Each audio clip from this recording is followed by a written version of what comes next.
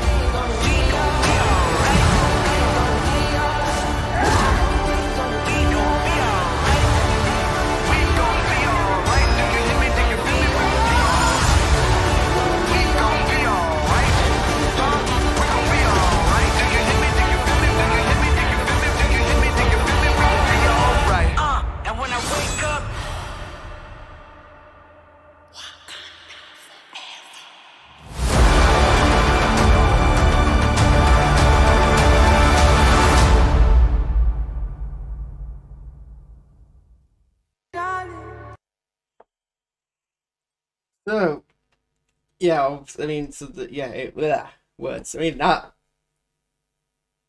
looks quite intense, and it's like a lot of people. There's a lot of okay. Haaris, get your thoughts in mind before you speak. Um, Clearly, a very they're trying to evoke a very emotional, intense vibe here. I guess I'm trying to get at. And a lot of things are happening. Quite disjointed. I'm not entirely sure I follow all what's being suggested here. But let's just go over the cast. So it's not clear who's meant to really be the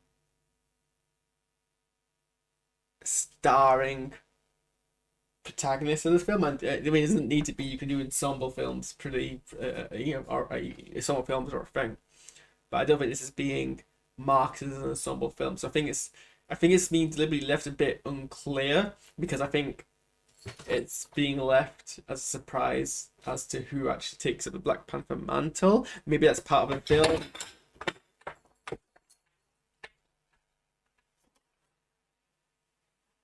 What are you doing?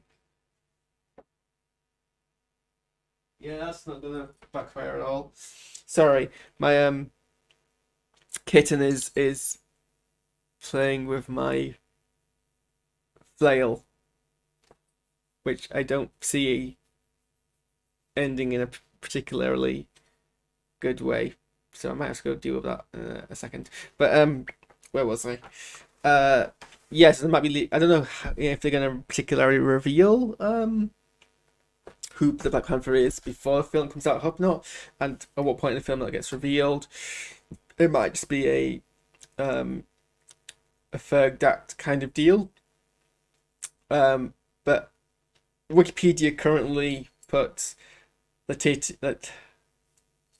Wright as Shuri as the top billing role, with Lupita Nyong'o Nakia, who was basically absent from every film except for Black Panther, so it's not clear what she's been up to. She wasn't involved in Infinity War. She wasn't in Endgame when everyone else came through. So I hope they address that in the film because they kind of address everyone else's absence. But maybe they won't. Maybe they want to keep it a bit more standalone. But well, I mean, I think they're going to address Endgame. I think actually we're going to see some flashbacks to the 5-year blip period. Maybe this is even set. Actually, that's a good question. That's a good point. Actually, maybe this is actually even set. Because she talked about her family. I think Shuri was blipped away, I think. So clearly it's set, some of it's set after that. But maybe if it's, I don't know. I was thinking maybe they handle this death in here by having it during that 5-year period. But then play some part that's gonna be after that, and then they have to deal with him coming back. I don't know if they're gonna necessarily do that. So we'll see. But yeah, so and then obviously we've got Danai Gurira as Okoye, who didn't die in a blip, and M'Baku, Winston Duke as M'Baku, who also didn't die in a blip. And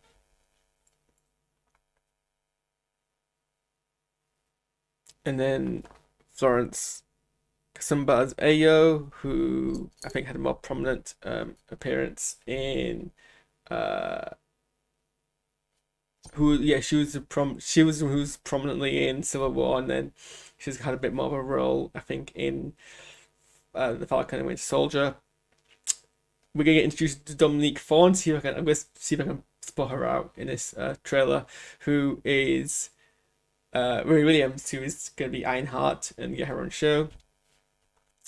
We get introduced to Tenoch Huerta, who plays Namor, finally making their appearance in the MCU after like years and years of kind of being hyped up.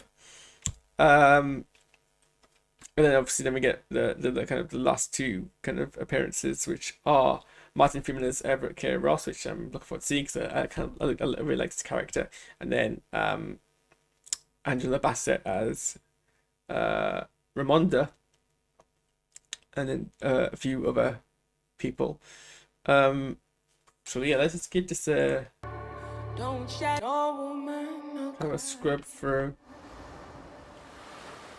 So that's Lupita Nyong'o as Nakia. No woman, no cry. Hey, little darling, don't shed no tear. No woman. And this is, I guess, probably T'Challa's scenes from T'Challa's funeral that we're seeing here.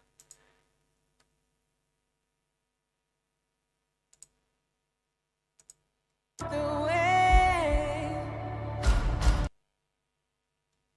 I imagine this is the ceremony for picking the new Black Panther. I think this is like similar, at least like the mud, the soil rather on the kind of walls, similar to that kind of chamber. But obviously it was destroyed in the first Black Panther film, so they probably had to rebuild it. And here we see again, you see Angela Bassett wearing black, so perhaps again meant to indicate of mourning, although they seem to be wearing white earlier.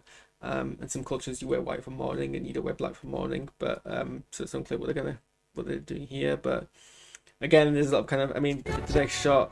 You can't forget. So this is Shuri crying, and again, it's probably, I imagine, so this is obviously not set during the 5-year blip, so this is probably after T'Challa dies in universe and her kind of reaction to that. And then we get some like underwater birth. So I think that's Namor.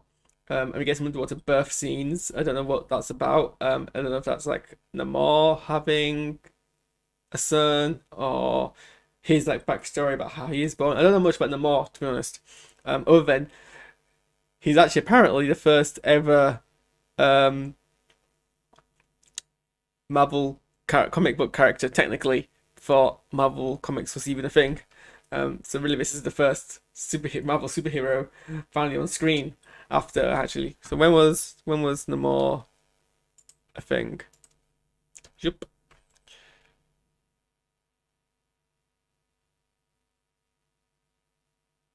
So this was 1939. So that's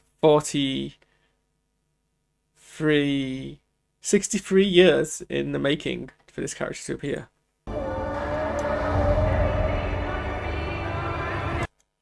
And then I assume these are all Atlanteans. And then we get kind of this thing. So it looks like someone who's like, looks like a figure, right? Being, maybe, oh no, it's just a hook, and there's the hook's lifting there. Right, I thought it was a figure being trapped. And then they kind of break into. So these look like Wakandans because this looks like a Wakandan technology. So, and these look like US agents, basically storming and holding them and forcing them to kind of holding them up and forcing them to do things which I imagine Wakanda isn't going to look particularly kind on, because you see how much they how protective they are with their own kind. And then this is either part. So this looks more like the same place that they would do the Black Panther ceremony, although it seems to be all liquidy now rather than soily. So not sure what's happening here. But it's the same place that we saw the. Oh, I've forgotten them. I'm not gonna guess it and mispronounce it. Dora, Malaysia.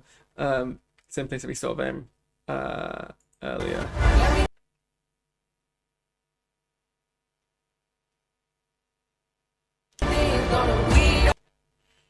And then again, this is Shuri, and I think is that.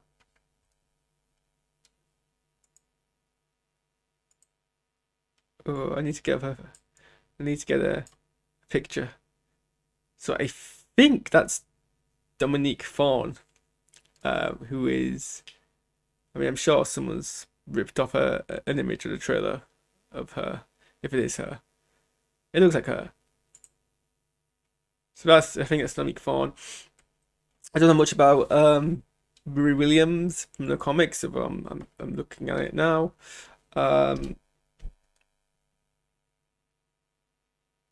So she's an American character, but I'm not sure if this is her being contextualized as Wakandan or if she's like visiting or whatever. But this is basically, I guess, again, sort of bleeds her origin story into this. But this is Shuri's lab. And then we see, I don't know where this is set, but clearly there's like a lot of conflict going on. And okay, so I think this is a young Namor, and so these are young Atlanteans, or this might be the ambitious crossover to Avatar that we didn't know we wanted. So clearly some kind of tragic backstory thing happening here. They're wearing masks, and I assume he doesn't have to because he has his special ability, and this is him more grown up. And we see again the Na'vi, the Atlanteans, haha, Haaris is funny, and then the back of Namor approaching a place, and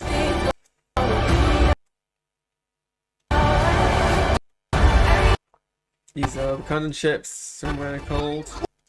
This maybe might be where Baku's tribe is, the Jabari. So it says here on Wikipedia that Duke has said that his character is trying to figure out their place and how to move forward, and it's meant to be kind of a symbolism towards kind of the COVID-19 pandemic, which it's fine because I just like it when films directly portray COVID-19 because I'm like I want to escape from that reality, but I think using symbolism to explore the having dealt with it is kind of what we do need, because that's what art's for. And then here we have Amanda saying that she is the queen of The most powerful nation in the world, and my entire family is gone.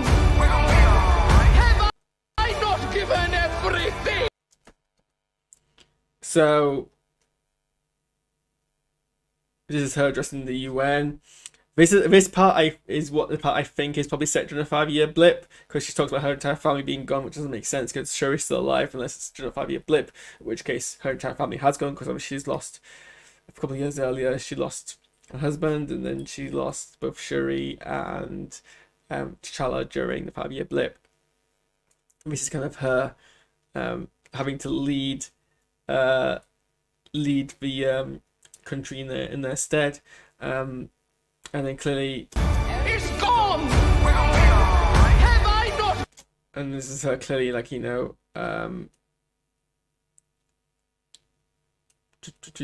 this is her clearly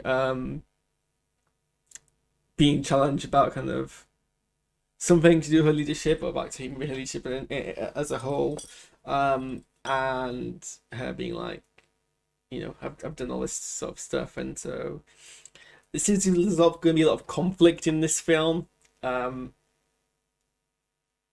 I'm less sure really about kind of what the it's the premise on Wikipedia is the leaders of the Kingdom of Wakanda, so there's multiple leaders, fight to protect their nation from invading forces, and they wake up to T'Challa's death. So place of instability has followed T'Challa's death, and there's that instability is kind of being capitalized on by the Atlanteans. And here again we see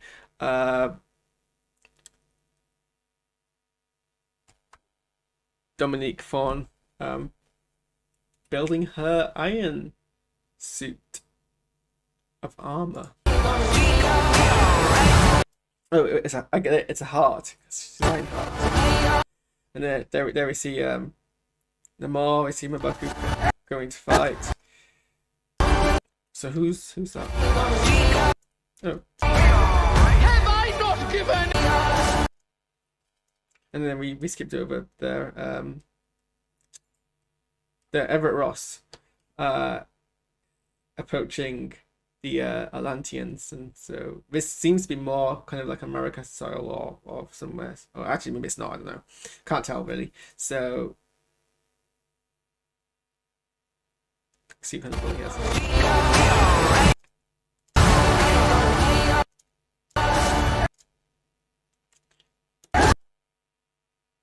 I can't tell from this blurry shot, because obviously part of the idea is all of the Dora Milaje are meant to look fairly similar, and I can't tell from this blurry shot because I'm proper psychonotic, so my ability to tell faces apart is kind of impaired. This might be okay, and so she's kind of rebelling against the rest of the Dora. That's going to be interesting. I wonder what's happening with that, because they're often quite a tight-knit and loyal group. So it'll be interesting to see where that's come from. No, I don't think it's okay. Yeah, I can't tell what's going on. But there's some different uniforms here. Got the normal Dora Malaysian one. I've got this blue version. There's this green version at the back, and then obviously looks like M'Baku.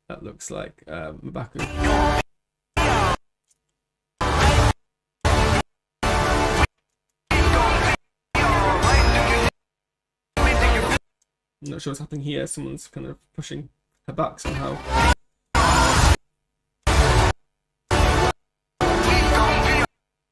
And here we get a proper kind of good look on Namor, played by Tenoch Huerta. And then apparently the soldiers have kind of infiltrated Wakanda, and they're getting themselves whooped, which is what you want to see when the American soldiers try to invade anyway.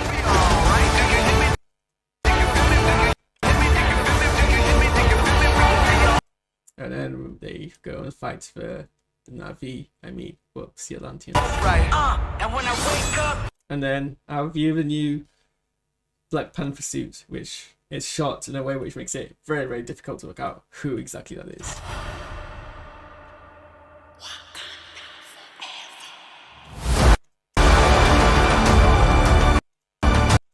And this is coming in November. So yeah, I'm more intrigued than anything. It looks good. It looks good, but it also looks a bit messy, a bit packed. And I mean, so hopefully it's not too what do you say? It looks messy. It looks very packed. So nothing's happened when you've got to do like last minute changes of plans. But then again, they didn't start. So they just shot this, and Boseman died midway through. They pushed it back and they worked through that. So it'll be interesting to see.